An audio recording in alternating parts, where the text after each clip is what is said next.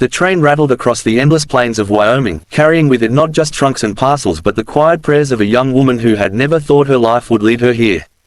Her name was Clara Whitmore, the second daughter of a family that had fallen on hard times back in Ohio.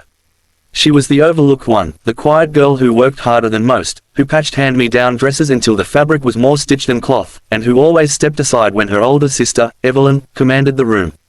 Evelyn was beautiful, the kind of beauty that people noticed, the kind that made suitors pause and mothers whisper of prospects. Clara was not. She was plain, with soft brown hair that never shone like her sister's golden locks, and eyes the color of earth after rain. But what she lacked in outward sparkle, she carried tenfold in her spirit, a heart that bent itself toward others, often at the cost of her own dreams. The Whitmore family had been desperate. Their father's business collapsed, and creditors circled like wolves. In their darkest hour, Evelyn was promised to a rancher in Wyoming through an arrangement their mother brokered, a mail-order marriage that would save their family from ruin. Evelyn, however, had no intention of boarding a train to a life she hadn't chosen. She laughed at the idea of trading city comforts for dust and cattle. When the time came, Evelyn vanished into the night with a local banker's son, leaving only a note behind. The family panicked. The rancher had already paid for her passage, expecting his bride. Their reputation would be destroyed if they failed to honor the arrangement. And so Clara, quiet, dutiful Clara, did what she always did. She stepped forward. She packed her sister's trunk, tucked her own trembling heart inside it, and boarded the train under Evelyn's name. She told herself it was duty, sacrifice, perhaps even fate. But in truth, her palms sweated with fear. She had never met the man she was about to marry. All she knew was his name, Jacob Turner, and the fact that he owned acres of land that stretched farther than the eye could see. He had written Evelyn letters Clara had secretly read when her sister discarded them without interest. They were simple, honest words, full of hope for companionship, a desire for partnership rather than possession. Clara had quietly fallen in love with his sincerity, though she never dreamed she would one day be the one to meet him. When the train screeched to a halt in the small town of Laramie, Clara's stomach clenched. She stepped down, clutching her carpetbag, and scanned the platform.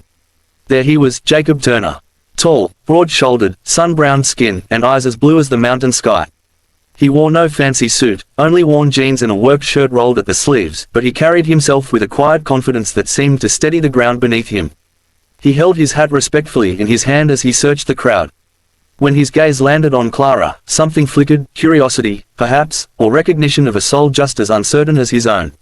"Evelyn Whitmore?" he asked gently, his voice low but steady. Clara swallowed hard, the lie burning her throat.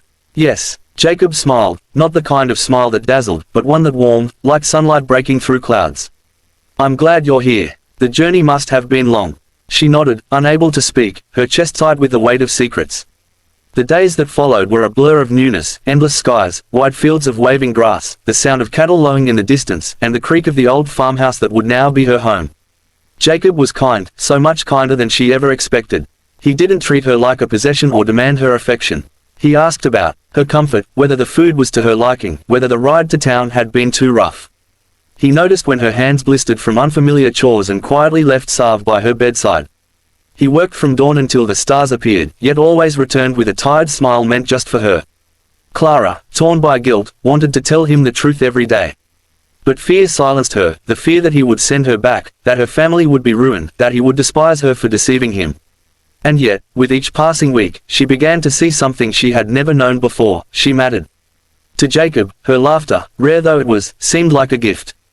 Her efforts to learn the rhythms of ranch life were not mocked but praised. When she sang softly while hanging laundry, Jacob paused to listen, as though the sound stitched something tender into the fabric of his heart. One evening, after a long day of mending fences, Jacob sat on the porch beside her. The air smelled of hay and lilac. "You know," he said, his voice thoughtful, "I didn't send for a bride just because I wanted someone to cook meals or keep the house. I wanted someone to share this life with. Someone who'd see more than just the work and the dust, someone who'd see me." He turned to her then, his blue eyes searching. "Do you think, in time, you could?" Clara's throat tightened. She nodded, but inside, her heart cracked. Because she wanted nothing more than to say she already did, but the name she carried between them was not hers. Weeks stretched into months, and Clara became part of the land.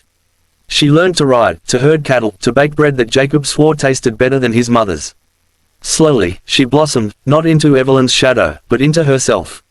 And Jacob, though he never said the words outright, showed in every gesture that his affection was no longer tentative, it was deep, rooted like the cottonwoods along the river. Then came the day the truth burst forth. A letter arrived from Ohio. Jacob handed it to her casually, not knowing. Clara's blood ran cold when she saw the handwriting. Evelyn's. Trembling, she opened it in secret. Evelyn wrote carelessly, boasting of her new life with the banker's son, unconcerned with the wreckage left behind. And in a cruel twist, she revealed Clara's secret, mocking her for playing wife in my place. The words seared like fire. Clara knew then she could not hide any more. That evening, as the sun dipped behind the hills, painting the sky in gold and crimson, she stood before Jacob. Her hands shook, but her voice, fragile yet determined, spilled the truth. She told him everything, that she was not Evelyn, that she had come because duty demanded it, that she had feared his anger every day, but feared more the thought of losing the life they had quietly built together. Tears streamed as she whispered, "If you want me gone, I'll leave tomorrow. But I cannot live one more day pretending to be someone I'm not." For a long moment, Jacob said nothing. His jaw tightened, his eyes unreadable. Clara braced for rejection. But then, to her astonishment, he stepped forward and took her trembling hands in his calloused ones. "Clara," he said softly, tasting her real name as though he had always known it. "Do you think I chose you because of a name? Because of some arrangement on paper? From the first day, I saw you. Not Evelyn. You. The way you look at the land like it's alive. The way you work until your fingers bleed but never complain. The way you care, deeply, quietly, without asking for anything in return. Do you think I could mistake that for anyone else?" Her breath hitched, hope flickering like a fragile flame.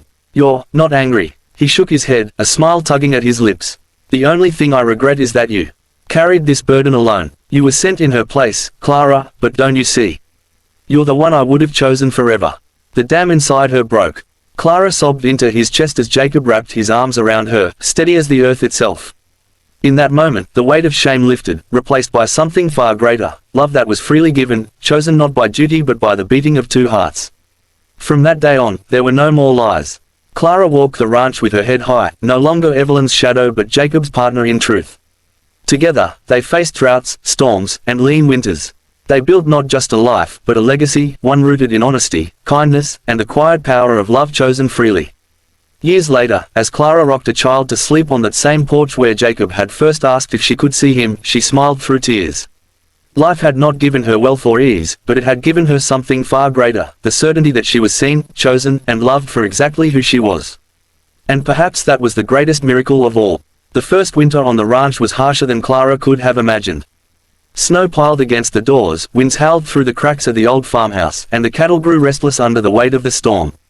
Jacob, strong and steadfast as ever, rose before dawn each day to break the ice in the water troughs and scatter hay to keep the herd alive.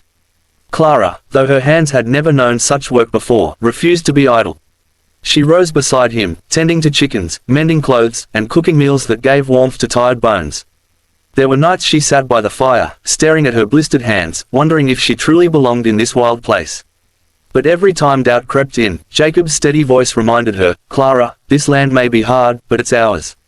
And with you by my side, there's nothing we can't weather." One evening, after the worst of the blizzards had passed, Clara stood at the window and saw Jacob trudging back from the barn, snow clinging to his shoulders. He looked worn, more tired than she had ever seen him. She hurried to meet him at the door, wrapping his hands in hers to warm them. For the first time, she noticed the cracks in his strength. He carried burdens too, debts to pay for the ranch, neighbors whispering about the city bride, who wasn't fit for ranch life, and the endless uncertainty of weather and market prices. That night, Clara made a vow in her heart. She would not just endure this life, she would embrace it. Not for herself, but for him. Because Jacob had chosen her, not Evelyn, not a name on a paper, but her. And she would choose him every day, in every way she could. Spring came at last, and with it, a new rhythm. Clara found joy in small victories, her first loaf of bread that rose perfectly, her first time riding alongside Jacob as they drove cattle across the meadow, the laughter they shared when a stubborn calf refused to be herded. The ranch was no longer just Jacob's, it was theirs. But life has a way of testing promises. One fateful summer, drought struck. The grass turned brittle, rivers shrank to trickles, and the sky withheld rain for weeks. The herd grew thin, and Jacob's shoulders bent beneath the weight of decisions that could make or break them. Neighbors sold off cattle at a loss, some abandoned their land altogether. Jacob considered the same, but Clara, with quiet determination, stopped him. "Jacob," she said one evening, her eyes steady, "this land is more than cattle. It's the life we're building. We can find another way." And so they did. Clara began growing vegetables in a small garden near the house, trading eggs and baked goods with neighbors to stretch their supplies. Jacob took on odd jobs repairing fences and wagons, humbling work for a man who once stood proud as a rancher, but he did it without complaint. Side by side, they endured. One day, as Clara knelt in the garden, sweat trickling down her brow, she felt a flutter low in her belly. At first she thought it was the heat, but soon the truth dawned: she was carrying their first child. Fear and joy warred within her. She wanted to tell Jacob, but part of her worried, would he see this as a blessing in such lean times, or another burden to bear? When she finally told him, his reaction stunned her. Jacob sank to his knees, tears brimming his eyes, and pressed his forehead to her growing belly. "Clara," he whispered, voice breaking, "this is the greatest gift. A child born of love, not arrangement. Our child." In that moment, Clara knew that no drought, no storm, no trial could steal what they had. They had chosen each other, and that choice would carry them through anything. Months passed, and Clara's belly grew. Jacob became fiercely protective, taking on the hardest chores himself and insisting she rest more, though she often slipped outside to help when he wasn't looking. The neighbors, once doubtful of her, began to see her strength. She wasn't just the substitute bride, she was Jacob's wife, a woman of grit and grace. When the day of birth finally came, the sky broke open with rain for the first time in months. Clara labored through the night, gripping Jacob's hand, crying out in pain but refusing to let go. At dawn, as the rain washed the parched earth, a new cry filled the farmhouse: their daughter, tiny and perfect, with eyes the color of the prairie sky. Jacob wept openly as he held her, whispering, "Hope. Her name is Hope." The drought ended, slowly but surely, and with the rains came renewal. The grass grew, the herd recovered, and neighbors who had nearly given up found courage in the Turners' resilience. Clara, once the quiet shadow of her sister, had become a light in her own right, a woman whose kindness, courage, and sacrifice had built a home where love could flourish. Years later, Clara would often sit on the porch with Jacob, watching Hope chase fireflies in the meadow.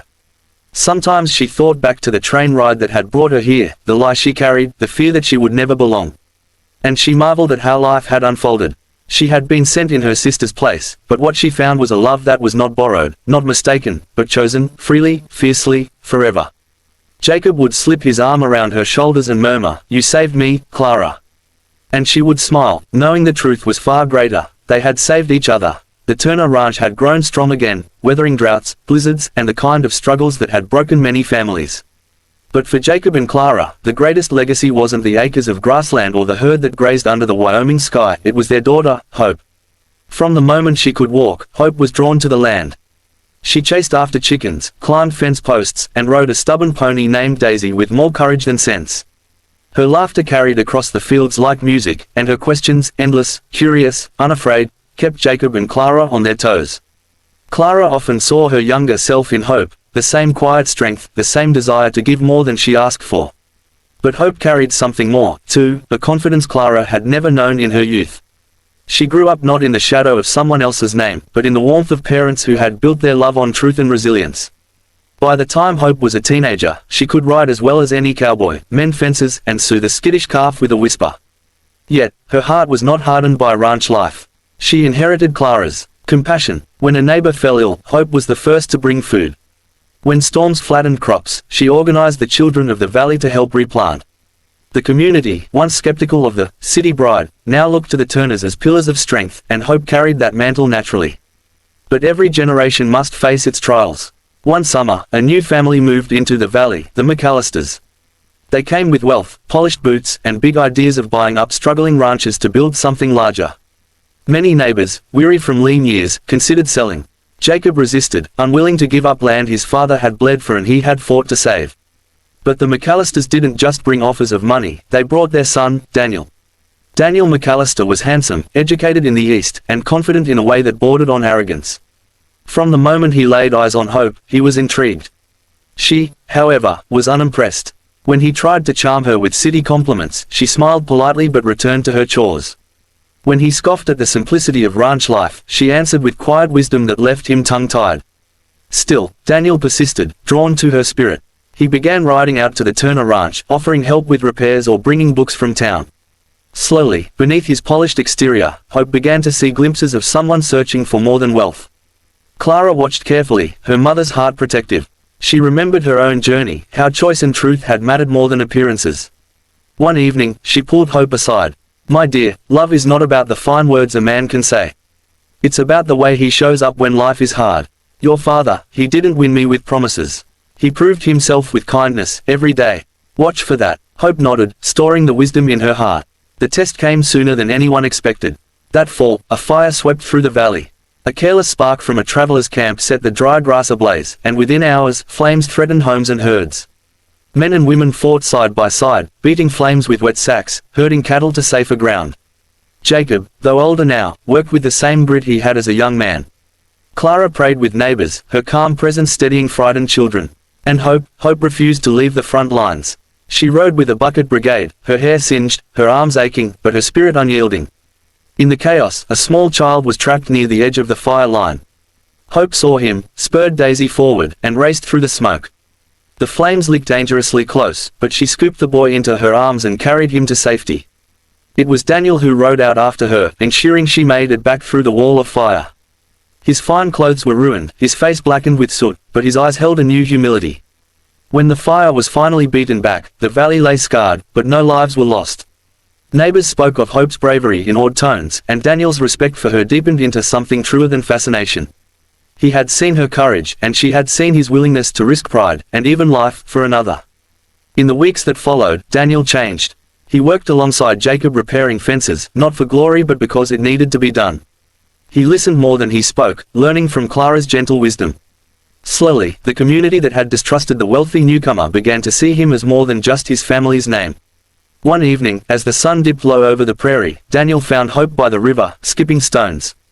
He stood quietly for a moment before speaking. "Hope, I came here thinking I'd impress you with what I had.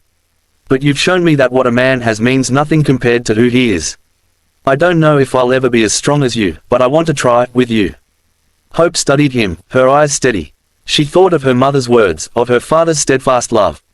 And then she smiled, soft but sure. "Strength isn't about what you show the world.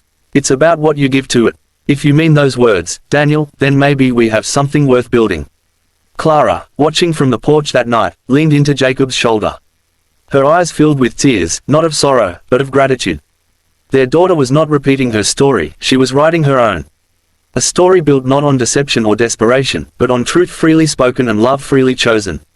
As the years rolled on, Hope grew into a woman who carried both her parents' resilience and her own fire. She and Daniel built their life on the Turner Ranch, side by side with Jacob and Clara, ensuring that the land, and the values woven into it, would live on. And Clara, in the quiet of her later years, often thought back to that fateful day she boarded a train under her sister's name. She had once believed her life was an accident of circumstance, a sacrifice made in silence.